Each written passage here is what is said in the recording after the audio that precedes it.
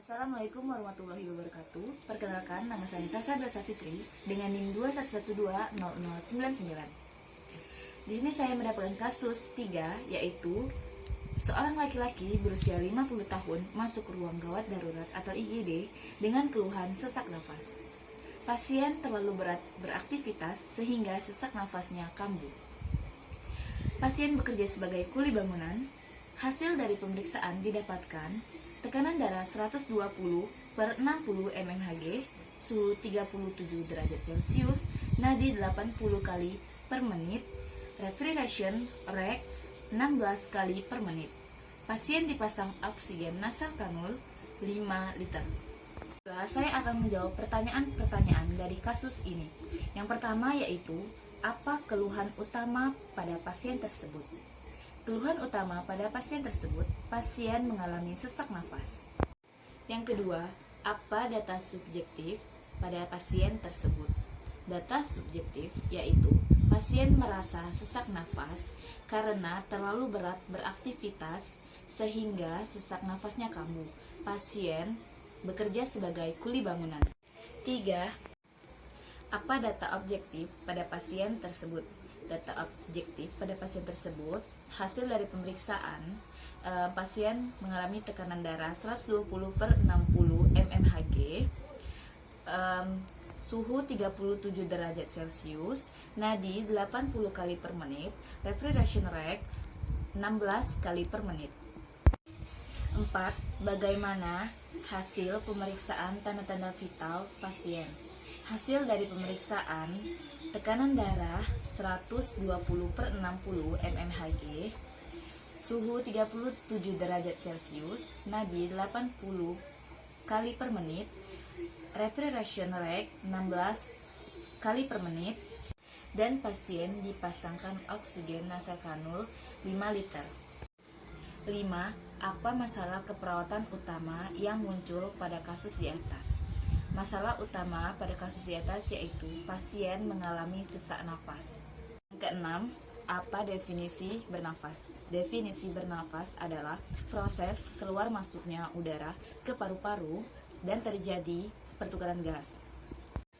Fungsi utama sistem respirasi adalah menjamin terjadinya O2 untuk kelangsungan metabolisme sel serta mengeluarkan CO2 hasil metabolisme sel secara terus-menerus.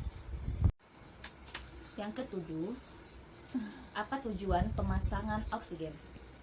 Tujuan dari pemasangan oksigen yaitu untuk mengurangi atau mengatasi masalah gangguan pernafasan, misalnya melalui nasal kanul, simple mask, rebreathing mask, dan non-rebreathing mask. 8.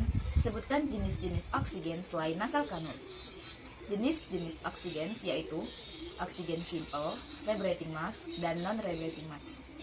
Yang ke-9, bagaimana prosedur pemasangan oksigen mulai dari tahap prainteraksi, orientasi, interaksi, tahap kerja, dan terminasi. Interaksi yang pertama, identifikasi kebutuhan pasien yang akan dilakukan tindakan pemberian oksigen. Yang kedua, mengkonfirmasi ketersediaan informed consent disesuaikan dengan tindakan yang akan dilakukan. Yang ketiga, perawat mencuci tangan. Yang keempat, mempersiapkan alat. Kanul 1. Tabung oksigen dengan flow meter. 2. Humidifier dengan cairan steril. 3. Nasal kanul atau selang. 4. Kasa jika perlu. Masker wajah yang pertama, tabung oksigen dengan flow meter. Yang kedua, humidifier dengan cairan. Yang ketiga, masker wajah. Yang keempat, karet pengikat. Tahap orientasi. Yang pertama, perawat memperkenalkan diri. Yang kedua, menjelaskan tujuan dan prosedur tindakan. Tahap interaksi. Yang pertama, perawat mendekatkan alat. Yang kedua, perawat mencuci tangan. Yang ketiga, mengucapkan salam. Yang keempat, mengucapkan basmalah. Yang kelima, identifikasi sambil melihat gelang identitas pasien untuk nama pasien. dan tanggal lahir pasien. 6. Mendekatkan alat.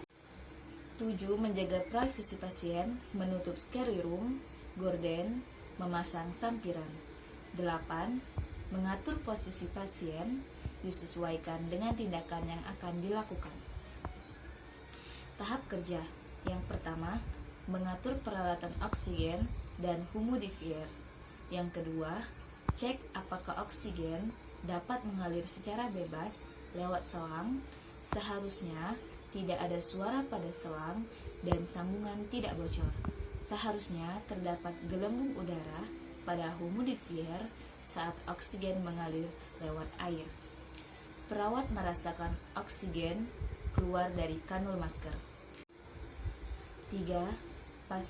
Pasang atau gunakan alat pemberian oksigen yang sesuai. 1. Letakkan kanul pada wajah klien dengan lubang kanul masuk ke hidung dan karet pengikat ditarik ke bawah dagu. 2. Jika kanul ingin tetap berada pada tempatnya, plesterkan pada bagian wajah. 3. Alasi selang dengan kasa pada karet pengikat pada telinga dan tulang pipi jika dibutuhkan. Masker. 1.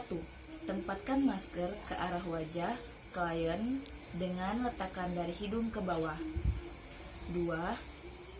Atur masker sesuai dengan bentuk wajah. Masker harus menutup wajah sehingga sangat sedikit oksigen yang keluar lewat mata atau sekitar pipi dan dagu. 3. Ikatkan karet pengikat melingkar kepala klien sehingga masker terasa nyaman. 4. Alasi karet di belakang telinga dan di atas tulang yang menonjol. Alas akan mencegah iritasi karena masker.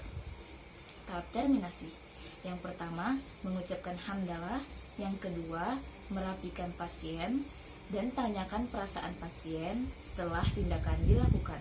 Yang ketiga, melakukan kontrak untuk tindakan selanjutnya. Yang keempat, membereskan alat. Yang kelima, perawat mencuci tangan. Dan yang terakhir yaitu melakukan dokumentasi. Sekian dari saya, terima kasih. Wassalamualaikum warahmatullahi wabarakatuh.